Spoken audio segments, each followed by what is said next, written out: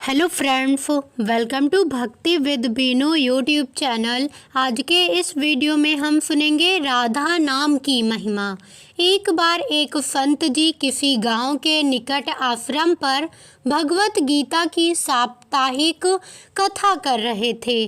तीसरे दिन के वृतांत में वह कथा करते हुए बताने लगे, अनेक प्रकार के लोग जो पाप कर्म करते हैं उन्हें अनेक प्रकार के नरकों में जाना पड़ता है, लेकिन एक उपाय है जिसके द्वारा नरकों में जाने से बचा जा सकता है। कोई एक बार सच्चे हृदय से राधा नाम पुकार ले तो वह नरकों में नहीं जाता है। एक सेठ जी जो रोज आकर सत्संग सुना करते थे, सत्संग समाप्ति के पश्चात वह संत जी के चरणों में आकर बड़ी जोर से रोने लगे। संत जी ने कहा, अरे सेठ जी, क्यों रोते हो? तुम्हारा मन उदास क्यों है? सेठ जी रोते हुए कहने लगे, भगवान, आपकी कृपा से मुझे सब कुछ प्राप्त है, पर मेरे मन को एक बड़ी चिंता सताती है। संत जी कहने लगे, कहिए कौन सी चिंता है? सेठ जी कहने लगे, आज आपने भागवत कथा में नरकों का वर्णन किया और वर्णन करते हुए बताया कि जीवों को अनेक पापों से नरकों की प्राप्ति होती है, लेकिन एक उपाय है जिसके द्वारा नरकों में जाने से बचा जा सकता है। तो प्रभु, मैं तो आपकी शरण में हूँ, रोज सत्संग सुनने आता हूँ। मेरे मन में तो यह विश्वास है, आप संतों की कृपा से, भागवत की कृपा से मेरा उद्धार तो हो ही जाएगा, लेकिन मेरा एक छोटा भाई है जिसकी उम्र 50 साल है। वह ना सत्संग में जाता है, ना परमात्मा पर विश्वास करता है और ना ही प्रभु का नाम सुमिरन करता है। उसका उद्धार किस प्रकार होगा? मुझे उसकी बड़ी चिंता सताती है। मैं उसे बहुत बार समझाने का भी प्रयास करता हूँ। इस संसार के काम तो होते रहेंगे, तुम भगवान के नाम का स्मरण भी किया करो।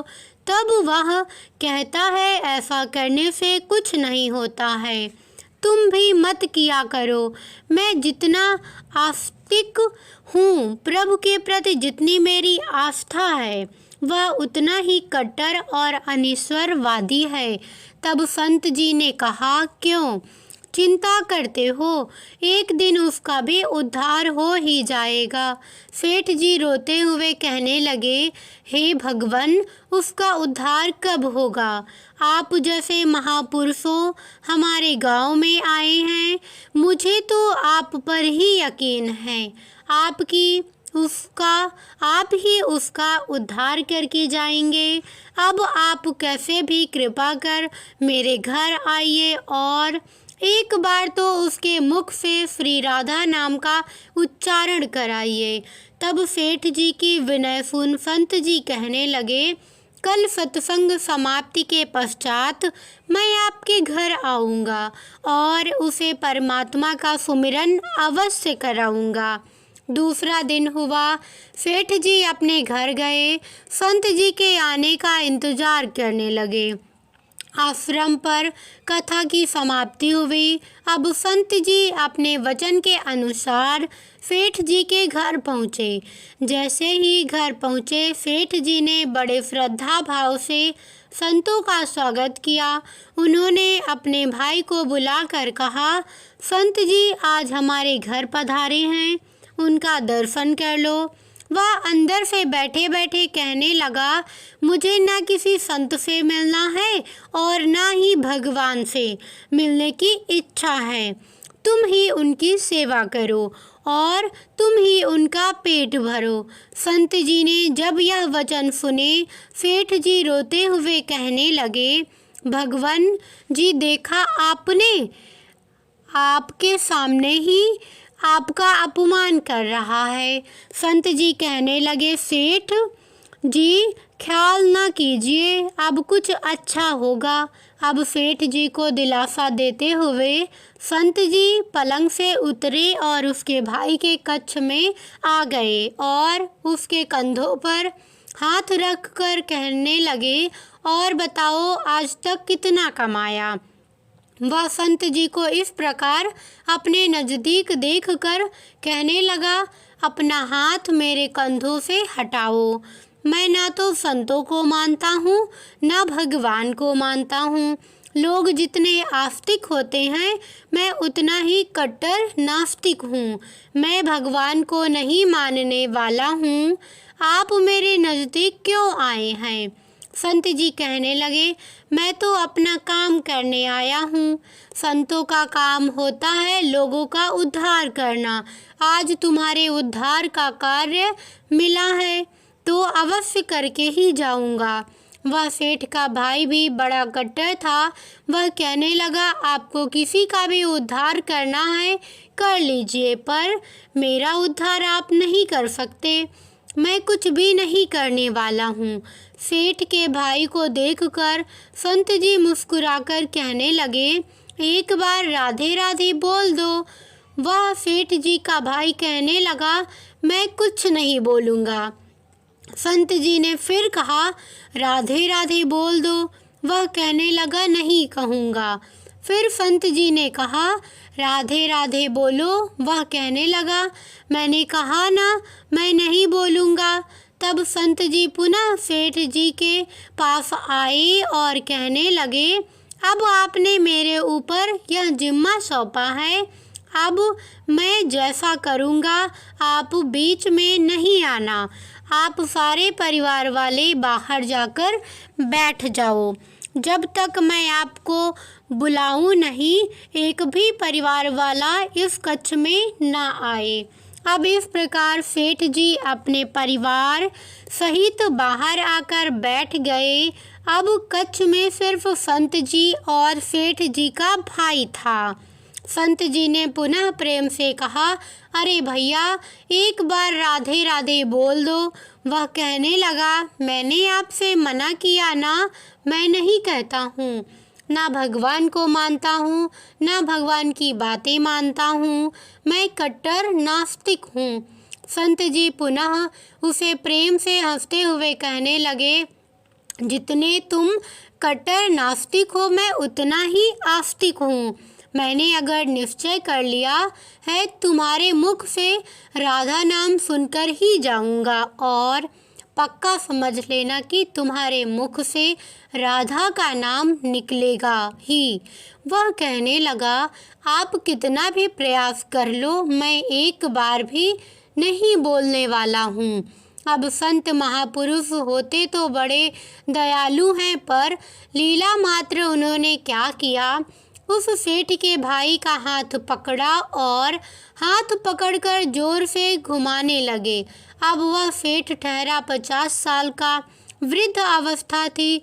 संत भी वृद्ध थे, पर संतों के अंदर भक्ति का तेज होता है। उन्होंने जोर से उसके भाई का हाथ घुमाया, यानी मरोड़ दिया। हाथ घुमाकर संत जी फिर कहने लगे, कहो राधे राधे। वह कहने लगा, नहीं कहूँगा। अब तो संत जी ने जोर से हाथ घुमाकर सेठ के भाई को जमीन पर झटक दिया और खुद से उसके पेट पर चढ़कर बैठ गए। और संत जी फिर कहने लगे, बोलो राधे राधे। वह फिर कहने लगा, नहीं कहूँगा। अब तो संत जी ने उसके दोनों हाथ पकड़कर उसके पैरों को बांध दिया और कहने लगे, कहो राधे राधे। अब ऐसी अवस्था में वह सोचने लगा, यह संत तो मुझे मार ही देंगे। तब उसने बिना इच्छा के एक बार ऐसे ही कह दिया, राधे राधे।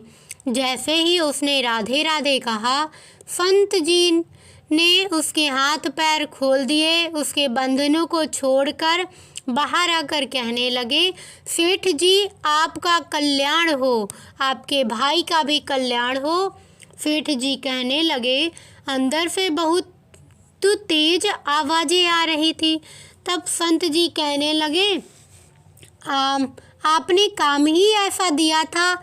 आपने कहा वह नास्तिक है, कभी कुछ बोलता ही नहीं है। आज आपके भाई ने राधे राधे का नाम उच्चारण कर लिया है, इसका कल्याण हो। अब मैं जा रहा हूँ, कल से पुनः मेरी कथा है। अब संत जी तो अपने स्थान पर लौट आए। सेठ का भाई जमीन से उठकर अपने भाई से कहने लगा, यह कैसे संत हैं, मुझसे झगड़ा करने आ गए, मेरे ऊपर चढ़कर बैठ गए और कहने लगे, अगर राधे राधे का नाम उच्चारण नहीं करोगे तो मैं तुम्हारे ऊपर ऐसे बैठे रहूँगा। अब उसकी बातें सुन सेठ जी तो हंसने लगे। वह हंसते हुए मन से भगवान को धन्यवाद देते हुए कहने लगे, हे प्रभु, आपके संत भी बड़े दयालु हैं, खुद कष्ट सहकर भी लोगों का कल्याण करते हैं। समय व्यतीत होता गया। मुश्किल से 5-6 महीने गुजरे होंगे। अचानक एक दिन छोटे भाई का देहांत हो गया। शरीर समाप्ति के पश्चात आत्मा शरीर से अलग हो जाती है। वह आत्मा ही ऊपर यमराज के पास जाकर सारे हिसाब किताब देती है। अब इस व्यक्ति का हिसाब किताब खोला गया। यमराज ने चित्रगुप्त से कहा, जो आज इंसान हमारे पास लाया गया है, इसका हिसाब क्या है? चित्रगुप्त कर्मों का हिसाब देखकर बताने लगा, हे भगवान, इसने अपने जीवन में कभी परमात्मा का नाम सुमिरन नहीं किया है, सदा पाप ही पाप किए हैं। इसे तो सीधे नरक भेज दिया जाए। अब यमराज के आदेश अनुसार जैसे ही उसे नरक भेजा जा रहा था, तभी चित्रगुप्त ने कहा, भगवान, एक बात और है। यमराज जी ने कहा, कौन सी बात? चित्रगुप्त ने कहा, भगवान, एक बार संतों के कहने पर इसने राधा नाम का उच्चारण किया था। अब एक बार राधा नाम का उच्चारण। यमराज ने दूतों से कहा, थोड़ी देर रुक जाइए, इसका हिसाब किया जाएगा, इसके बाद ही इसे नरक में भेजा जाएगा। यमराज ने पुनः चित्रगुप्त से कहा, जल्दी से इसका हिसाब देखो और कहीं इसने परमात्मा का नाम उच्चारण तो नहीं किया है। चित्रगुप्त ने फिर से पुनः सारा हिसाब देखा और देखकर कहने लगे, भगवान, इसने एक बार जो नाम उच्चारण किया है वह संतों के भय से किया था, दिल से भी नहीं किया था, पर एक बार राधा नाम का उच्चारण किया था। जीवन पाप में, अब क्या किया जाए? तब यमराज ने उसी इंसान से पूछा, एक बात बताओ, हम तुम्हें पहले राधा नाम उच्चारण का फल दें या तुम्हें नरकों में भेज दिया जाए? तब वह भक्त हाथ जोड़कर कहने लगा, भगवान, नरक में तो जाना ही है, इससे अच्छा है आप मुझे एक बार राधा नाम उच्चारण का फल दे दो, फिर मुझे जहाँ चाहो भेज देना। अभी यमराज जी अपनी पुस्तक खोलकर देखने लगे कि एक बार राधा नाम उच्चारण का फल क्या है। उन्होंने सारी पुस्तकें खोल दी, पर उन्हें कहीं फल दिखाई नहीं दिया। तब वह विचार करने लगे, एक बार राधा नाम उच्चारण का फल तो मुझे पता ही नहीं है। तब वह अपनी शंका के निवारण करने के लिए उस भक्त को अपने साथ लेकर स्वर्ग लोक में आ गए। स्वर्ग में आकर यमराज ने इंद्रदेव से कहा, हे इंद्रदेव, मुझे बताइए, एक बार राधा नाम उच्चारण करने का क्या फल है? तब इंद्रदेव ने बहुत प्रयास किया, पर उन्हें भी इसका फल प्राप्त नहीं चला। तब वह सब देवता मिलकर ब्रह्मदेव के पास आए। ब्रह्मदेव ने जब उन सबको देखा, तब ब्रह्मदेव उनसे पूछने लगे, यह आपके साथ इंसान कौन है? तब इंद्रदेव कहने लगे, भगवान, इसने एक बार राधा नाम का उच्चारण किया है। बाकी सारा जीवन इसने पाप किया है, हमें तो पता ही नहीं राधा नाम उच्चारण का फल क्या है, इसलिए हम आपके पास आए हैं। तब ब्रह्मा जी ने भी बड़ा प्रयास किया, राधा नाम उच्चारण का फल क्या है, अब उन्हें भी पता नहीं चला। तब वह ब्रह्मदेव कहने लगे, हम सब मिलकर इसे अपने साथ लेकर भगवान शंकर जी के पास चलते हैं। तब वह भगवान शंकर जी के पास पहुँचे। भगवान शंकर जी से प्रार्थना कर कहने लगे, हे भगवान, इस इंसान ने सारा जीवन पाप किया है, बस एक बार संतों के कहने पर राधा नाम का उच्चारण किया है। अब आप बताइए, एक बार राधा नाम उच्चारण का क्या फल मिलता है। तब महादेव जी ने बड़ा प्रयास किया, पर वह भी राधा नाम की महिमा को बता नहीं सके। तब शंकर जी कहने लगे, अब हमें भगवान श्री कृष्ण के पास चलना पड़ेगा, क्योंकि वही राधा तत्व को जानते हैं। ऐसा सोचकर सब देवी देवता भगवान शंकर के साथ मिलकर उस इंसान की आत्मा को लेकर भगवान श्री कृष्ण के गौलोक धाम में पहुँचे। गौलोक धाम में भगवान श्री कृष्ण राधा जी के साथ अपने आसन पर विराजमान थे। भगवान श्री कृष्ण ने सब देवी देवताओं का सम्मान किया और उनसे पूछा, आज अचानक से आने का क्या कारण है। तब भगवान शंकर हाथ जोड़कर कहने लगे, हे भगवान, यह इंसान इसे धरती से लाया गया है, इसने अपने जीवन में अनेक पाप किए हैं, पर एक बार राधा नाम का उच्चारण किया था। यमराज जी पता न कर सके कि एक बार राधा नाम उच्चारण का फल क्या है। तब वह इसकी जानकारी लेने के लिए इसके साथ इंद्र जी के पास स्वर्ग में आए थे। फिर स्वर्ग से होते हुए ब्रह्मलोक आए। फिर ब्रह्मलोक से होते हुए यह मेरे पास पहुँचे। अब मैं इन सबको अपने साथ ले आपके पास लेकर आया हूँ। अब आप बताइए, एक बार राधा नाम उच्चारण का क्या फल हो सकता है। जब इस प्रकार बातें चल रही थी, तब श्री कृष्ण के पास बैठी राधा रानी बड़े जोर से हंसने लगी। तब श्री कृष्ण ने कहा, हे राधिका, क्यों हंसती हो। तब राधिका कहने लगी, हे भगवान, यह अभी तक राधा नाम का महत्व समझ नहीं सके हैं। तब भगवान शंकर जी कहने लगे, हे महारानी, राधिका के नाम का क्या असर है, आप हमें बतलाइए। तब राधिका जी कहने लगी, हे महादेव, आप खुद सोचिए, इस व्यक्ति ने एक बार राधा का नाम जपा, वह एक बार राधिका के नाम जपने से स्वर्ग लोक की सैर करके आया, ब्रह्मदेव का ब्रह्मलोक में दर्शन करके आया, आपके महादेव लोक में आपका इसने दर्शन किया है। आज एक बार उच्चारण के प्रभाव से यह आप सबको साथ लेकर हमारे गौलोक धाम में आया है, मेरे दर्शन और श्री कृष्ण का पूजन कर रहा है। इससे अधिक राधा नाम का और फल क्या हो सकता है। जब राधिका जी ने इस प्रकार एक बार राधा नाम का पूरा महत्व बताया, तो यमराज कहने लगे, यह तो बड़ा अनंत फल है। जो व्यक्ति नरकों में जाने वाला था, वह एक बार उच्चारण से सब लोगों की यात्रा कर भगवान श्री कृष्ण और राधा रानी के चरणों में उपस्थित हो गया है। इससे अधिक फल और क्या हो सकता है। तभी फिर से यमराज कहने लगे, भगवान, क्या अब इसे नरकों में जाने की आवश्यकता नहीं है। तब श्री कृष्ण जी कहने लगे, हे धर्मराज, जिसने एक बार राधा रानी के चरणों का दर्शन कर लिया हो, वह तो कभी नरक में जा ही नहीं सकता है।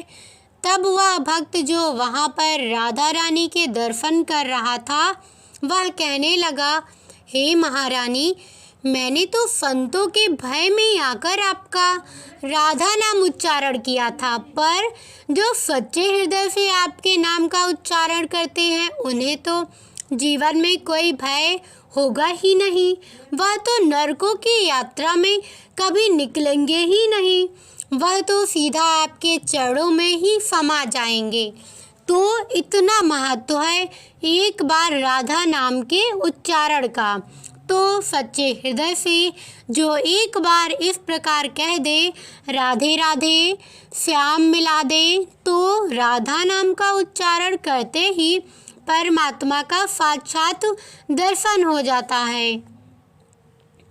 कमेंट में राधे राधे जय श्री कृष्णा लिखना ना भूलें। लाइक करना, शेयर करना और सब्सक्राइब करना बिल्कुल ना भूलें। धन्यवाद।